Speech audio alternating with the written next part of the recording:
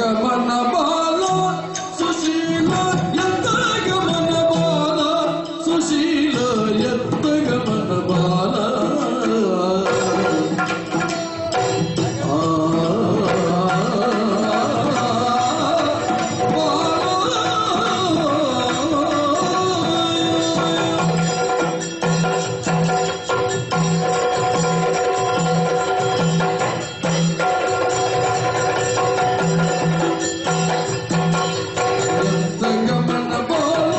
ಸುಶೀಲ ಎತ್ತ ಗಮನ ಬಾಲ ಸುಶೀಲ ಎತ್ತ ಗಮನ ಬಾಲ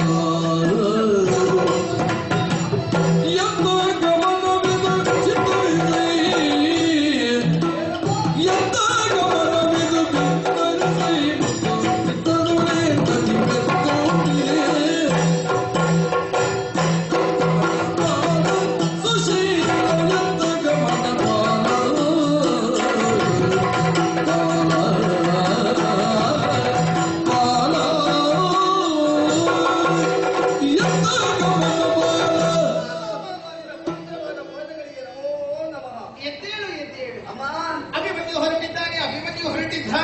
ಪ್ರತಿಯೊಬ್ಬರ ಬಾಯಿಂದಲೂ ಬರುತ್ತಿರುವಂತಹ ಮಾತು ಎಲ್ಲಿಗೇನು ಹಾಗೆ ನಾನು ಕೇಳಿದ್ದಿಲ್ಲ ಅವರಾಗಿ ನಮ್ಮಲ್ಲಿ ಹೇಳಲಿಕ್ಕೆ ಬಂದುದಿಲ್ಲ. ನೀನು ಕೇಳದೆ ಹೇಳಲಿಕ್ಕಿಲ್ಲ. ಆದ್ರೆ ಒಂದಿದೆ, ಯಾಕೆ ನಾನು ಅವರಲ್ಲಿ ಕೇಳಿಲ್ಲ?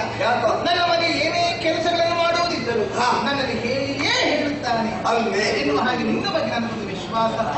ಮಗು ಆದರೂ ಮನಸ್ಸು ಕೇಳಲಿಲ್ಲ, ತಡೆಯಲಿಲ್ಲ. ಪರಿಸ್ಥಿತಿಯೇ ಹಾಗಿದೆ. ಮಹಾಭಾರತದ ಮಹಾಯುದ್ಧ ಘಟಿಸುತ್ತಾ ಉಂಟು. ರಾಜಕಾವಣಿಯಲ್ಲಿ ತೀರ್ಮಾನವಾಗಬೇಕಾದುದು ಕುರುಕ್ಷೇತ್ರದ ರಣದಾರುವಿನ ತೀರ್ಮಾನವಾಗ ಹತ್ತಿದೆ.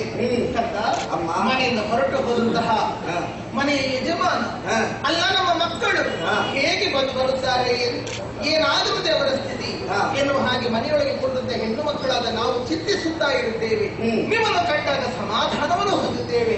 ಮಗು, ನೀನು ಇಲ್ಲಿಗೆ ಬಂದರೂ ಕೂಡ ನಿನ್ನ ಆಗಮನ ಇಲ್ಲಿಗೆ, ಆದರೆ ಗಮನ ಇನ್ನಿಲ್ಲಿಗೋ ಇದೆ. ಅದೋ ಕರದಲ್ಲಿ ಆಯುಧಾದಿಗಳನ್ನು ಧರಿಸುತ್ತ ಬರದುಡು ಹೊರಟಿರುವ ಕರದೊಳಗಾಯುಧವ ಧರಿಸುತ್ತ ಬರದುಡು ಹೊರಟಿರುವ ಹರಿಯ ಕಾಣ ಚರ್ಯಾದುದು ಜನಗರು ಬೀಳ ಕಲವಿತಾರವನ್ನು ನೋಡು ನನ್ನ ಪಾದ ಸುಶೀಲ ಗಮನ ಬಾಲ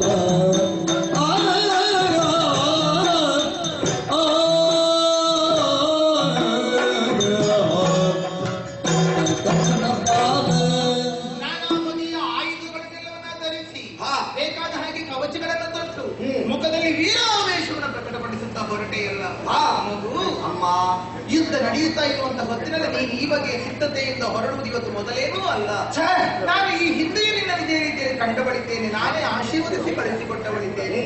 ಆದರೆ ಎಂದು ಹೊರಡುವುದಕ್ಕಿಂತ ವಿಶೇಷವಾದ ಒಂದು ಬಗೆಯಾದಂತಹ ಉತ್ಸಾಹ ಅಲ್ಲ, ಒಂದು ಬಗೆಯಾದ ರೋಷಾವೇಶ ನಿನ್ನ ಮುಖದಲ್ಲಿ ಎದ್ದು ಕಾಣುತ್ತಾ ಉಂಟು. ಹಾಗಾದ್ರೆ ಇಂದಿನ ಬಗ್ಗೆ ಏನೋ ಬೇರೆ